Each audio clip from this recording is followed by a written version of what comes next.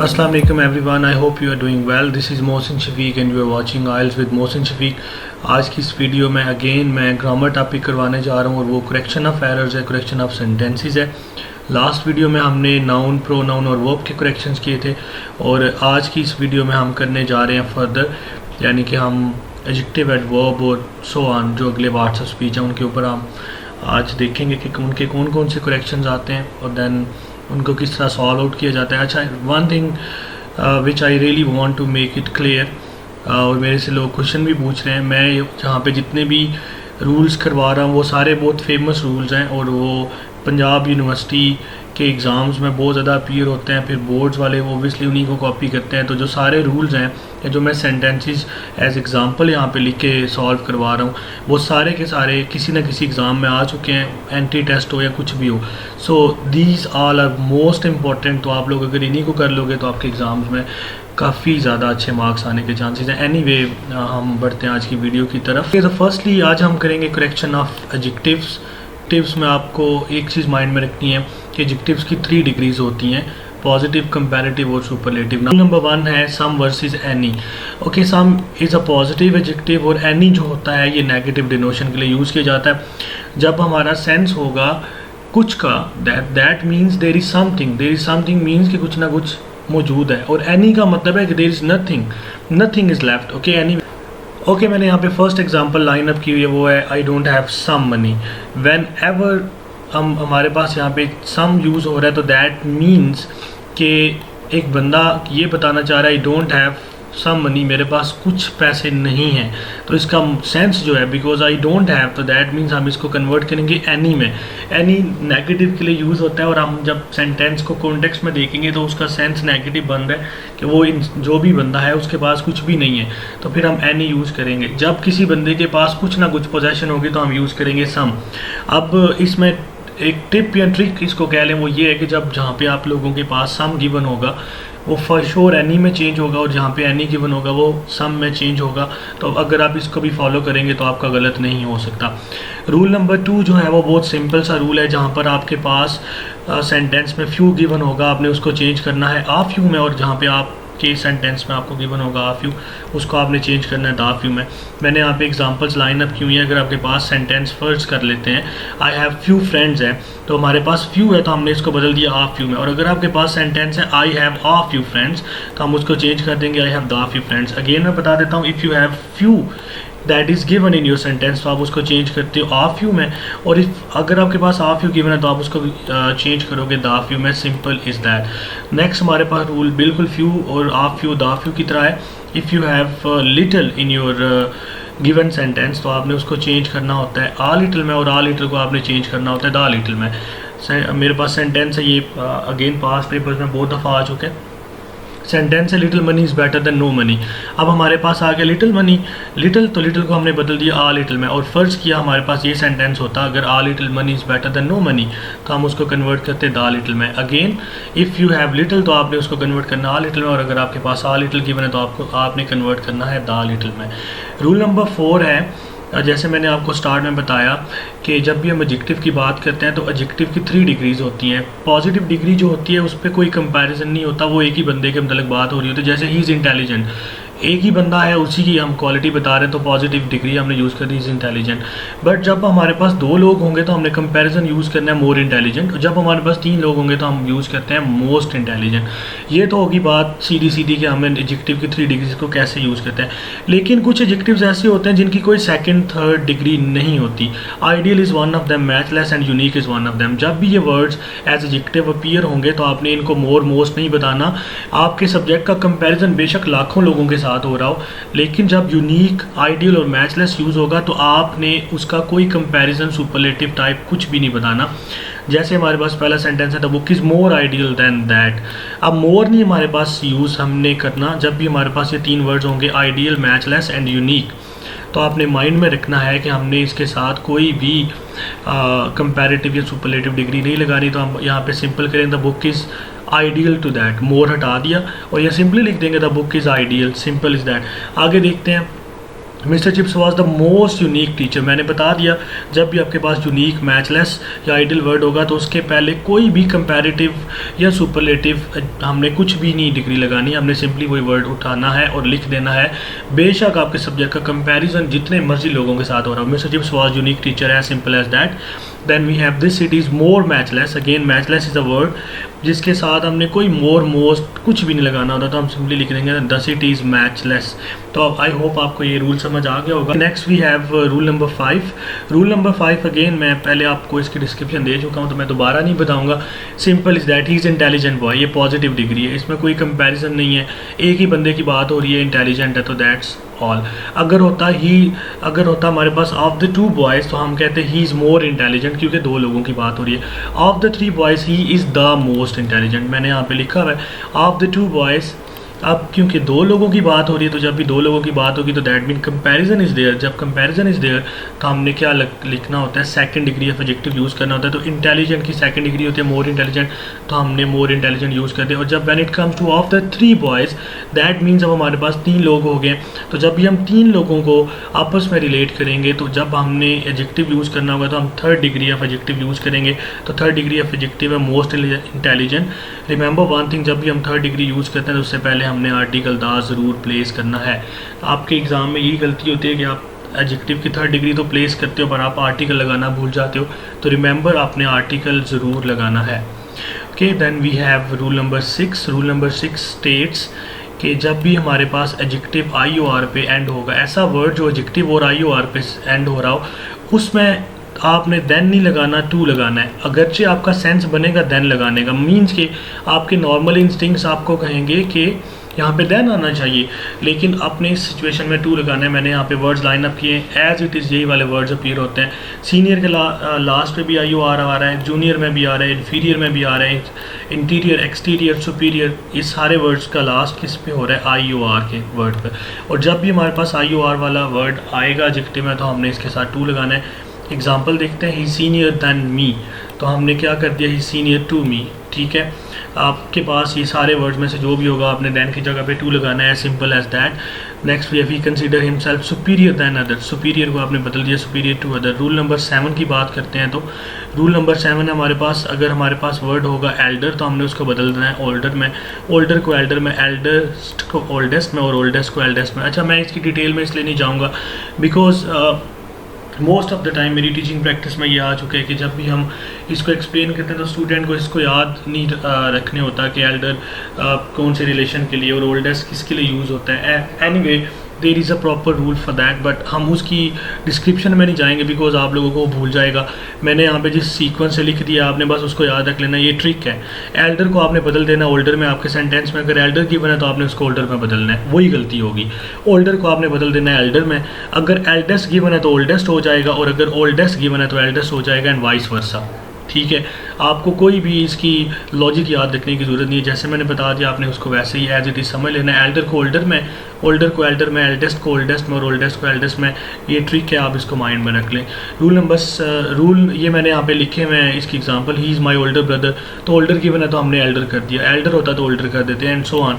Anyway अगला rule है हमारा मच वर्सेस वेरी का, इसको आपने माइंड में रखना है कि मच और वेरी में क्या डिफरेंस आता है। आप सिंपल ट्रिक की बात यह है कि जहाँ पे मच होगा उसको आपने वेरी में बदलना है। रिमेंबर दिस, ट्रिक क्या कहता है कि जहाँ पे मच लगा होगा आपने उसको वेरी में बदलना है और वेरी को मच में बदलना है। किस तरह, मच जो है वो नेगेटिव सेंस में यूज़ होता है और वेरी पॉजिटिव सेंस में यूज़ होता है। तो सिंपल इज़ दैट, यहाँ पे मच यूज़ हो रहा है उसको आपने वेरी में बदल देना है। यहाँ पे पहले सेंटेंस में देखते हैं, this is much beautiful place, इस मच को हमने वेरी में बदल दिया। This is very beautiful place अगर होता, सॉरी सपोज हमारा सेंटेंस, ये मैंने सही के तौर पे लिखा हुआ है, मतलब ये रॉन्ग है तो ये इसका सही है। सपोज हमारा सेंटेंस होता दिस इज़ वेरी की जगह पे लिखा था this is much beautiful place, तो हम इसको बदल देते दिस इज़ वेरी ब्यूटीफुल में, और अगर वेरी ब्यूटीफुल प्लेस होता तो उसको मच में बदल देते। Simple is that. आगे ही इज़ मच डिलाइटेड, जैसे मैंने आपको बताया मच को वेरी में कन्वर्ट करना है तो मच को हम किस में बदल देंगे, वेरी में। ये ट्रिक है, आपने इसको ऐसे ही माइंड में रखना है। अच्छा, देन रूल नंबर 9 है वर्थ रीडिंग और वर्थ सीइंग में। जब भी ये वर्ड्स अपीयर हो, वर्थ रीडिंग और वर्थ सीइंग, तो जो लास्ट पे ऑब्जेक्ट अपीयर हो रहा होगा ना उसको आपने इस वर्थ रीडिंग से पहले लिखना है, वर्थ सीइंग से पहले लिख देना है बस। जो भी लास्ट पे ऑब्जेक्ट यूज़ हो रहा होगा, वर्थ सीइंग के लास्ट पे कोई पिक्चर, कोई सीनरी यूज़ हो रही होगी और वर्थ रीडिंग के लास्ट पे बुक यूज़ हो रही होगी, आपने उस बुक या उस सीनरी को इस एक्सप्रेशन से पहले यूज़ करना होता है। मैं यहाँ पे बता देता हूँ example, this is worth seeing site. तो वर्थ सीइंग साइट यहाँ पे लिखा हुआ है, तो ओबियसली मैंने आपको बता दिया इस एक्सप्रेशन से पहले आपने इस साइट को वर्थ से पहले यहाँ पे अपीयर करवा देना। This is a site worth seeing, जैसे मैंने आपको बताया। This is worth reading book, again इस बुक को उठा के हम वर्थ से पहले ले आएंगे, this is book worth reading. Simple is that. आगे है रूल नंबर 10, कॉवर्ड और माइजर। अच्छा, ये बड़ा इंपॉर्टेंट रूल है कॉवर्ड और माइजर का। इसको अटैम्प्ट करने के दो तरीके होते हैं, बट आप लोगों को मैं सिंपल बताता हूँ। जब भी हमारे पास सेंटेंस आता है he is a coward man, उसमें गलती क्या है, इस मैन को आपने हटा देना है, बस सिंपल। अगर लिखा हो she is a miser women, तो आपने माइजर और कॉवर्ड के लास्ट पे जो चीज़ कोई भी वर्ड लिखा है उसको हटा दो, सिंपल लिख दो is a coward. She is a miser women, she is a miser, simple is that. Okay, then we have rule number 11, very versus too. Again most important rule, he is too tight जब भी हम use करते हैं तो इसका sense बहुत negative लिया जाता है, टू होता ही नेगेटिव के लिए, तो हम इसको टू को बदल देते हैं, ही इज़ वेरी टाइट। अच्छा, टू किस जगह पे यूज़ होता है? टू तब यूज़ होता है जब आपका बहुत एक्सट्रीम ने, आपने किसी चीज़ को बहुत एक्सट्रीम पोजीशन पे यूज़ करवाना हो, जैसे कि she is very weak to walk, वो इतनी कमज़ोर है कि चल ही नहीं सकती, ठीक है। इस तरह के सेंटेंसेस में आपने क्या करना है, she is too weak to walk. अब इधर तक आपको बात समझ नहीं आई होगी, मैं आपको इसका ट्रिक बता देता हूँ। जब आपके पास फुल डिस्क्रिप्शन गिवन हो, फुल डिस्क्रिप्शन का मतलब है कि जब आपको एक सेंटेंस के मतलब पूरा नॉलेज दिया जा रहा हो, पहला ट्रिक। दूसरा ट्रिक ये है कि जब आपके एक सेंटेंस में प्रेपोजिशनल फ्रेज भी गिवन हो लास्ट पे, क्या मैंने बताया कि प्रेपोजिशनल फ्रेज भी गिवन हो लास्ट पे, तो पूरी डिस्क्रिप्शन दी जा रही हो और वेरी गिवन हो, तो उस वेरी को आपने टू में बदल देना है without thinking any other thing. Again, जब आपके पास फुली डिस्क्रिप्टेड एक सेंटेंस हो और उसमें वेरी गिवन हो, तो आपको कन्फ्यूजन हो कि मच लगाएं या टू लगाएं, तो आपने वहाँ पे टू प्लेस करना है, पहली रीज़न। दूसरी रीज़न, जब आपके लास्ट पे प्रेपोजिशनल फ्रेज यानी कि कोई भी प्रेपोजिशन के आगे कोई भी एक वर्ड लिखा होगा, तो आपने उसको TOO में चेंज करना है। Remember this rule. Then we have rule number 12, ये भी बहुत पेपर में अपीयर होता है, rich should not hate poor. अच्छा, यहाँ पे लॉजिक ये है कि यहाँ पे रिच को एग्जामिनर स्पेसिफाई करता और पुअर को भी, तो हमने दोनों साइड्स पे इधर भी दा प्लेस कर देना और पुअर से पहले भी दा प्लेस कर देना है। Same is the case with more we earn more we want, उसमें भी the more we earn the more we want. The higher you go the cooler it is, उसमें भी higher you go cooler it is sentence आता है, तो उसके दोनों sides में हायर से पहले भी दा, कूलर से पहले भी दा। ओके, देन ये मैंने लिख दिया। अच्छा, रूल नंबर 12 अगेन ये पंजाब यूनिवर्सिटी के पेपर्स में बहुत अपीयर होता है। The climate of Lahore is hotter than Islamabad. इसको करने के दो तरीके होते हैं। पहले हमारे पास जो गलत सेंटेंस है उसमें प्रॉब्लम क्या है कि उसमें इस्लामाबाद सिटी के साथ कंपैरिजन हो रहा है लाहौर के क्लाइमेट का, जो यहाँ पे गलती है।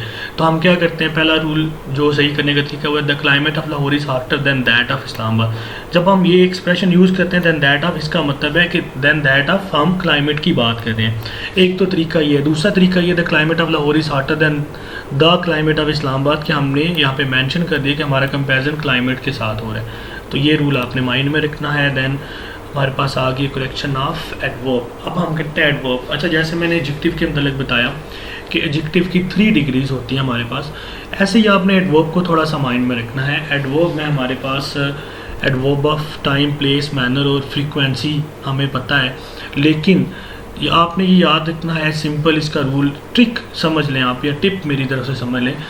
जब भी हम एडवर्ब को किसी सेंटेंस में गलत प्लेस करेंगे तो उसका रिदम ख़राब होगा और हमें फील होगा कि हम सेंटेंस गलत यूज़ कर रहे हैं।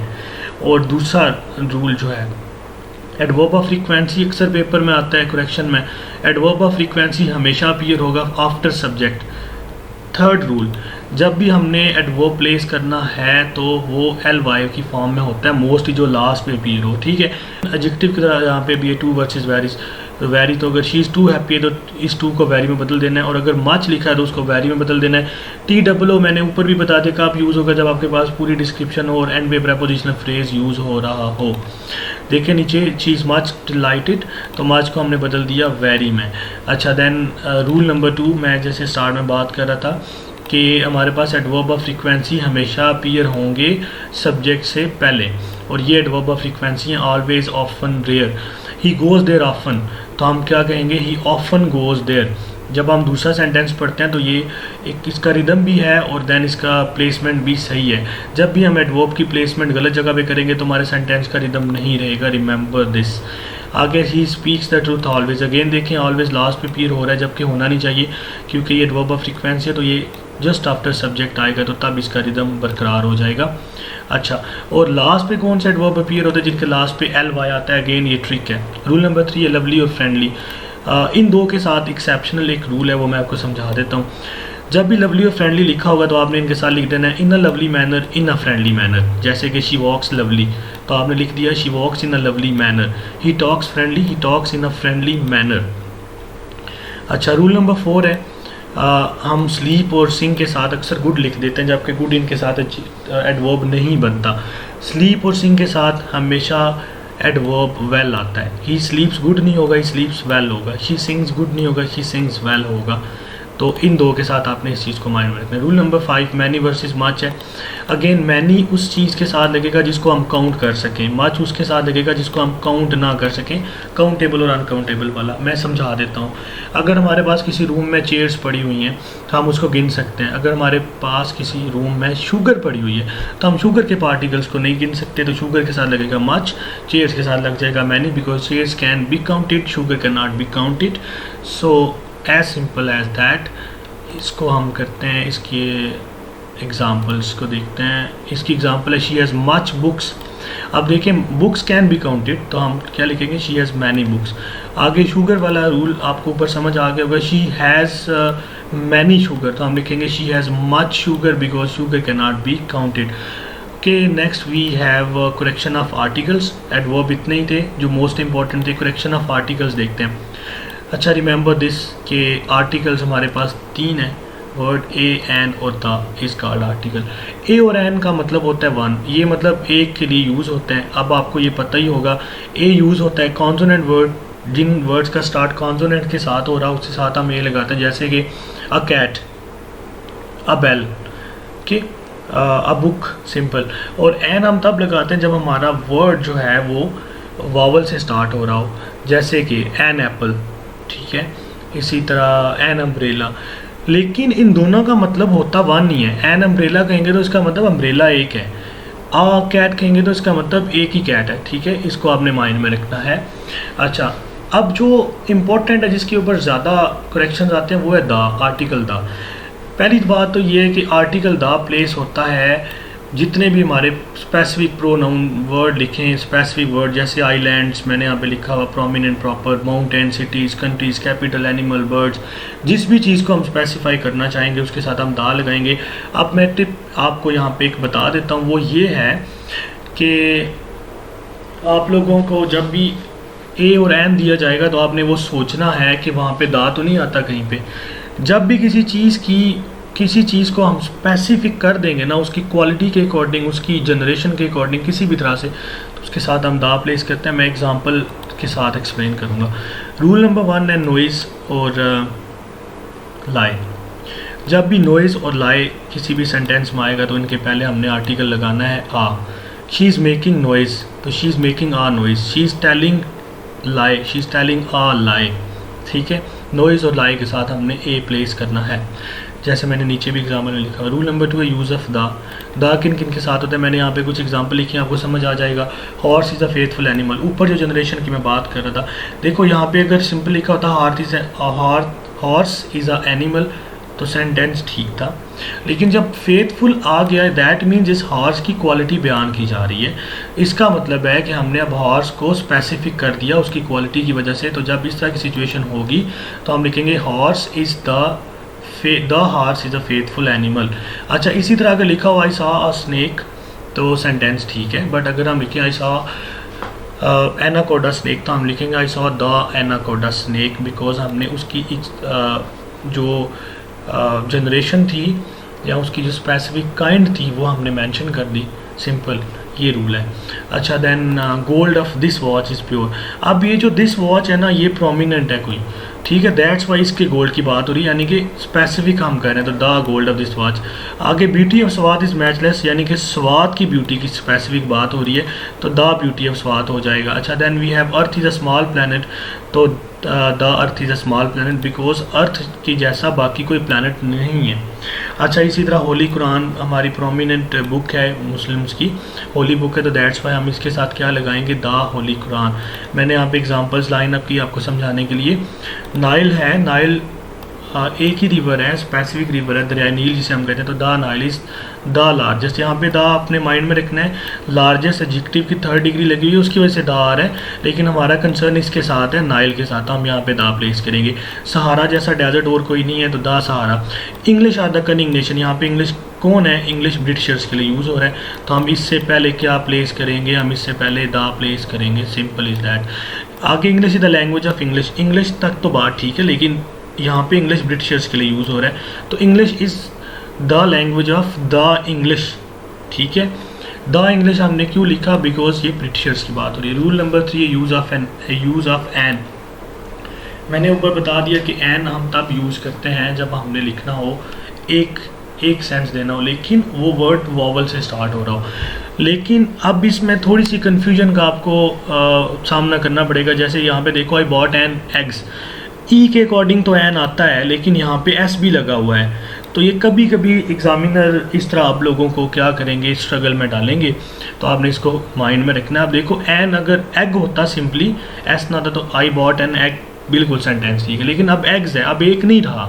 जैसे मैंने ऊपर बता दिया था कि एन और ए का मतलब होता है एक, तो आई बॉट एग्स होगा, सिंपल इज़ दैट। अच्छा, then we have next rule, elephant. अब देखो, एलिफेंट है, ई से स्टार्ट हो रहा है, तो हम इसको एन एलिफेंट में ले जाएंगे, as simple as that.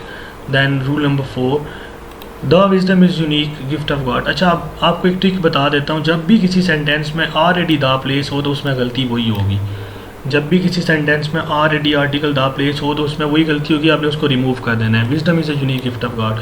The both sisters में both the sisters are nice, इसका सिर्फ प्लेसमेंट गलत थी। आगे करेक्शन ऑफ कंजक्शन की तरफ आ जाते हैं। Okay, when it comes to conjunctions, तो कंजक्शन का पहला रूल है कि हमें कोरिलेटिव कंजक्शंस को माइंड में रखना होता है। अगर हमारा सेंटेंस ऑल दो से स्टार्ट हो रहा है, तो जहाँ पे कंजक्शन हमें प्लेस करना है वहाँ पे हमें येट लगाना होगा। अगरचे ऐसा फील होगा कि हमें बट लगाना चाहिए, बट ये रूल है कि हमें ऑल दो के साथ येट को रिलेट करना पड़ेगा। नो सूनर के साथ देन, हार्डली स्केर्सली लगा हो तो when, not only but also. जो मैं यहाँ पे लाइन अप मैंने की है, यही इंपॉर्टेंट है और यही पेपर में एज इट इज़ आते हैं। अगर हमारा सेंटेंस सेम से स्टार्ट हो रहा है, तो जहाँ पे भी हमें कंजक्शन प्लेस करना है वहाँ पे विच की जगह पे हमें एज करना होगा। सच के साथ भी यही रूल है। देन लेस्ट अगर किसी जगह पे यूज़ हो रहा है तो आगे शुड प्लेस होगा, यानी कि ये दोनों एक साथ आएंगे। एज इफ़ के साथ वर्ड जो मर्जी आपका सब्जेक्ट हो, और अगर आपका सेंटेंस एज इफ़ से स्टार्ट हो रहा है या एज इफ़ आपके सेंटेंस में आ रहा है, तो आगे बेशक आई हो या कोई भी ऐसा प्रोनाउन हो जिसके साथ हम वाज लगाते हैं, हमें वर ही लगाना है, जो मर्जी प्रोनाउन हो। वुड दैट भी लग जाएगा तो आगे भी हमने वर लगाना है कंजक्शन में जाके। यहाँ पे कुछ एग्जांपल्स हैं, उनको देखते हैं। आल दो is old but he can run fast, ये रियल एग्ज़ाम में बहुत बार आ चुका है। आल दो is old but he can run fast, जैसे मैंने आपको बताया कि यहाँ पे बट लगा हुआ है, लेकिन हमारा सेंटेंस आल दो से स्टार्ट हो रहा है, तो हमने पढ़ा है कि जहाँ पे आल दो होगा उधर हमने कंजक्शन की जगह पे येट प्लेस करना है। तो इस तरह हम क्या करेंगे, इसको करेक्ट कर लेंगे। Then we have hardly sentence में आ गया, तो हमने ऊपर पढ़ा जहाँ पे भी हार्डली स्केर्सली लगेगा तो उसके दरमियान में जिधर भी कंजक्शन आ रहा होगा हमें देन की जगह पे वैन करना है। तो यहाँ पे हमने क्या किया, हार्डली से सेंटेंस स्टार्ट हो रहा था और देन जिधर लगा होगा उधर हमने सिंपली वैन कर देना है। यहाँ पे स्केर्सली भी हो सकता है, हार्डली भी हो सकता है, दोनों का मतलब मुश्किल से होता है। और अगर यहाँ पे नो सूनर आ जाता तो फिर देन THAN वाला देन ठीक था। अच्छा, ये मैंने आगे नो सूनर वाला सेंटेंस भी लिखा हुआ है। No sooner did he leave the station when, अब वैन की जगह पे हमने देन कर देना है, तो हमारा सेंटेंस ठीक हो जाएगा, बिकॉज नो सूनर के साथ हमारा कोरिलेटिव कंजक्शन देन आता है। आगे ही रेन एज इफ आ गया, तो मैंने ऊपर बताया कि जब भी एज इफ और वो दैट यूज़ होंगे तो हमने वाज की जगह पे वर्क कर देना है। जो मर्जी प्रोनाउन हो तो हम यहाँ पे वाज की जगह पे वर्क कर देंगे। इसी तरह लेस्ट वाला भी बताया कि जहाँ पे लेस्ट यूज़ होगा आपने आगे शुड में उसको चेंज करना। अच्छा, ये थोड़ा सा ट्रिकी है, समझ लेना आप लोग। Work hard लेस्ट you should not fail, ये भी पेपर में एज इट इज़ आता है। अच्छा, लोगों को लगता है ये तो सही है, लेस्ट भी आ गया और यहाँ पे शुड भी आ गया, तो फिर इसमें गलती क्या हुई? इसमें गलती ये है कि वर्क हार्ड लेस का मतलब होता ही है ऐसा ना हो जाए, नहीं, निगेशन का सेंस है। तो फिर यहाँ पे नॉट नहीं आएगा, शुड नॉट नहीं यूज़ होगा, बिकॉज यहाँ पे ऑलरेडी लेस लगा हुआ है। तो जब ऑलरेडी लेस लगा हुआ है तो यहाँ पे हमने क्या लगाना है? शुड फेल, शुड नॉट नहीं, बिकॉज नॉट का सेंस ऑलरेडी लेस दे रहा है, तो लेस यूज़ होगा, तो आगे हमने शुड करना है, शुड नॉट नहीं यूज़ होगा। मैंने आपको इसकी लॉजिक बता दी है। ओके, जब हम बात करते हैं प्रेपोजिशंस की, तो करेक्शन ऑफ प्रेपोजिशंस को हमने बहुत ध्यान से करना होता है, बिकॉज हम जब भी प्रेपोजिशंस को अटेम्प्ट कर रहे होते हैं तो हम गलती इस वजह से करते हैं कि हम उर्दू में सोच रहे होते हैं। तो उर्दू को आपने इधर रिलेट नहीं करना। उर्दू की जो हरूफ़े जार हैं, उर्दू की जो प्रेपोजिशंस हैं वो और इंग्लिश की प्रेपोजिशंस में बहुत बड़ा फ़र्क है। हमने इनको अपने अपने कॉन्टेक्स्ट में सोचना है, ठीक है। मैंने यहाँ पे बहुत फेमस जो एंटी टेस्ट में आती हैं प्रेपोजिशंस या उनके जो करेक्शंस वो मैंने यहाँ पे लिखे हैं। आपको दोनों वेज में फ़ायदा होगा, एक तो आपकी करेक्शंस भी ठीक हो जाएंगे और आपको प्रेपोजिशंस का भी आइडिया हो जाएगा। अच्छा, सबसे पहले ये आपने ग्रुप याद रख लेना है, revenge, avenge, love, hate, attack, resemble, ठीक है। अगेंस्ट भी इनमें ऐड कर लें, इनके साथ कोई भी प्रेपोजिशन नहीं आएगी। अगेन ये वो सारे वर्ड्स हैं, जब भी ये यूज़ होंगे तो इनके साथ कोई प्रेपोजिशन नहीं आएगी। आप खुद देख लो, आई हेट टू यू नहीं होता, हम सिंपली कहते हैं आई हेट यू। इसी तरह I love my country, I love to my country नहीं कहते। She resembles with her mother नहीं कहते, शी रिजेंबल्स हर मदर कहते हैं। तो अगेंस्ट भी इन्हीं में आप ऐड कर लो, ये सारे वर्ड्स जिनके साथ कोई प्रेपोजिशन नहीं आएगी। नीचे एग्जांपल्स लिखी हुई हैं, I love my country, she attack the dog, her face resembles her mother's face and so on. अच्छा, अब अगला जो हमारा रूल है उसमें ये सारे वर्ड्स हैं, अक्यूज, जेलस, एनवियस, डिप्राइव्ड, इनके साथ ऑफ प्रेपोजिशन लगती है। इसको आपने जो है वो समझ लेना है और यही वाले as it is words appear होते हैं। अच्छा, अब ये वाला कम्बिनेशन आपने इस तरह याद रखना है कि ये ट्रिक है। The knife is to cut, इतना ही सेंटेंस आता है, the knife is to cut. अब ये सेंटेंस देखने में सही लगता है पर इसकी हमें पूरी लॉजिक बताना होती है। The knife is to cut with, यानी कि नाइफ के साथ काटा जाता है, उसके साथ को हमने विद लास्ट पे अपीयर कर दिया। इसी तरह the house is to live, अब घर में रहा जाता है तो that's why the house is to live in. इसी तरह आइज आर टू सी, आंखों के साथ देखा जाता है तो eyes are to see with हो जाएगा जो लास्ट में अपीयर होगा। अच्छा, ये वो रूल है जिसमें लोग बहुत ज़्यादा हद तक कंफ्यूज रहते हैं कि मैरी विद कब लगेगा और मैरी टू कब लगेगा। जो ट्रिक है वो आपको मैं बता देता हूँ कि अगर आपके पास मैरिड लिखा हुआ हो, यानी कि ईडी वाली फॉर्म लगी हो आपके पास, तो आपने उसको टू में बदलना है, सिंपल। जब आपके पास ईडी वाली फॉर्म लगी होगी तो आपने उसको टू में, उसके साथ प्रेपोजिशन टू लगानी है, ठीक है। यहाँ पे लिखा हुआ he married with his cousin, तो हमने कर देना he married to his cousin, ठीक है। और अगर मैरी लिखा होता तो मैरी के साथ विद, ठीक है, मैरिड के साथ टू आएगा, ये ट्रिक की बात है। नीचे देखते हैं, wants to marry to his cousin, तो टू नहीं होगा, मैरी विद होता है। ओके देन, उसके बाद हमारे पास रूल है कि हमने ऐड कहाँ कहाँ पे प्लेस करना है। Angry at, sorry not add कहाँ पे प्लेस करना है, एंग्री एट और एंग्री विद का डिफरेंस, ठीक है। अच्छा, एंग्री एट होता है जब आप किसी चीज़ के साथ नाराज़ हो, किसी परफॉर्मेंस, किसी भी एक्ट के ऊपर नाराज़ हो। एंग्री विद स्पेसिफिकली ह्यूमन के साथ यूज़ होता है, जब आप किसी इंसान के साथ नाराज़ हो जाते हैं। तो he is angry at his brother नहीं होगा, he is angry with his brother होगा, क्योंकि ब्रदर जो है वो ह्यूमन है। और नॉन ह्यूमन कोई भी चीज़ ले लें, कोई प्लेस, कोई एक्शन, कोई बिहेवियर, कोई चीज़, उसके साथ हम एंग्री एट लगाएंगे। He is angry with her performance नहीं होगा, एंग्री एट हर परफॉर्मेंस होगा यहाँ पे। ओके देन, रूल नंबर 6 है, आई विल से इट ऑन हिज फेस। अब ये वाली चीज़ मैंने आपको समझाने के लिए यहाँ पे लाइन अप की कि अब जब अगर हम उर्दू सोचेंगे तो यही बनता है कि मैं उसके मुंह के ऊपर ये बात कहूँगा। अब मुंह के ऊपर की वजह से यहाँ पे ऑन आपको लग रहा होगा कि आया है, जबकि इंग्लिश में हमने उर्दू वाली प्रेपोजिशन को नहीं सोचना होता, ठीक है। अब किस तरह, क्योंकि इंग्लिश पे ये रूल्स अप्लाई नहीं होते, इंग्लिश पे डिफरेंट रूल्स अप्लाई होते हैं। अब यहाँ पे हमें लिखना होगा, I will say to his face, not on his face, ठीक है। तो टू हिज फेस होगा, यानी कि आपने उर्दू वाला कॉन्टेक्स्ट नहीं सोचना। अच्छा, ये वाला रूल था जो मैं ऊपर बता रहा था कि ऐड किन किन के साथ आता है। अमेज्ड, वंडर, ग्रम्बल, ग्रम्बल का मतलब होता है परेशान होना, सोचना। शॉक्ड, क्राई, शाउट, लाफ, इन सब के साथ हमने लगाना है एट। ये वो सारे वर्ड्स हैं जिनके साथ हमने एट लगाना है। ही वॉज अमेज्ड ऑन नहीं होगा, अमेज्ड एट होगा, एंड सो ऑन, ऐसे सारे वर्ड्स जो मैंने यहाँ पे लिखे हुए हैं। अच्छा, अब बात कर लेते हैं कुछ कॉमन एरर्स की जो गलत उलाम है हमारी सोसाइटी में लेकिन चल रहे हैं। तो उनमें पहले नंबर पर है ही मेड 3 गोल्स। तो गोल्स स्कोर किए जाते हैं, कॉन्टेक्स्ट का प्रॉब्लम है, मेड नहीं होता, बनाए नहीं है उसने, लेकिन उसने स्कोर किए, तो स्कोर होगा। He is famous gambler. अच्छा, फेमस जो है ना ये पॉजिटिव टर्म है। फेमस यूज़ होता है जो कि बंदा किसी अच्छे काम की वजह से मशहूर हो, यानी कि इंसानियत की खिदमत की वजह से, या अपने हार्डवर्क की वजह से, या अपनी टीचिंग क्वालिटी की वजह से, या कोई भी अच्छे काम की वजह से, उसको हम कहते हैं फेमस है। लेकिन अगर कोई बुरे काम की वजह से मशहूर है, यानी कि उसका नाम किसी गैम्बलर जैसे या बुरा काम है, तो हम उसके साथ लगाते हैं नोटोरियस। यानी कि अगर कोई बंदा किसी बुरे काम में, सोशली ईवल काम में एक नाम रखता है, तो उसके लिए हम नोटोरियस यूज़ करेंगे, not famous. Famous is for good thing. अच्छा, then he gave wonderful speech. अच्छा, गेव नहीं होगा, उसने दी, गेव नहीं होगा, या स्पीच के साथ मेड लगता है या डिलीवर्ड लगता है, दोनों ठीक है, मेड और डिलीवर्ड। लेकिन आपने मेड लगाना है to be at the safer side, क्योंकि मेड जो है वो मोर एक्सेप्टेड है। अच्छा, then good night, I am glad to see you. अच्छा, अब आपने गुड नाइट और गुड इवनिंग में थोड़ा सा फ़र्क याद रख लेना है। गुड नाइट हम तब यूज़ करते हैं जब हमने अल्टीमेट अगला काम सोने वाला करना हो, यानी कि हम सोने जा रहे हैं। अब I am glad to meet you इस हमें सेंटेंस से लग रहा है कि कोई बंदा किसी से मिल के बड़ा खुश हुआ, दैट मीन्स उसकी कन्वर्सेशन अभी स्टार्ट हुई है, उनसे बातचीत कर रहा है, तो गुड नाइट तो नहीं बोलेगा, गुड इवनिंग बोलेगा। अच्छा, ट्रिक की बात यह कि जिधर गुड इवनिंग लगा होगा उधर गुड नाइट आता होगा, गुड नाइट की जगह पे गुड इवनिंग करना होगा। लॉजिक वो है जो मैंने आपको बता दिया है।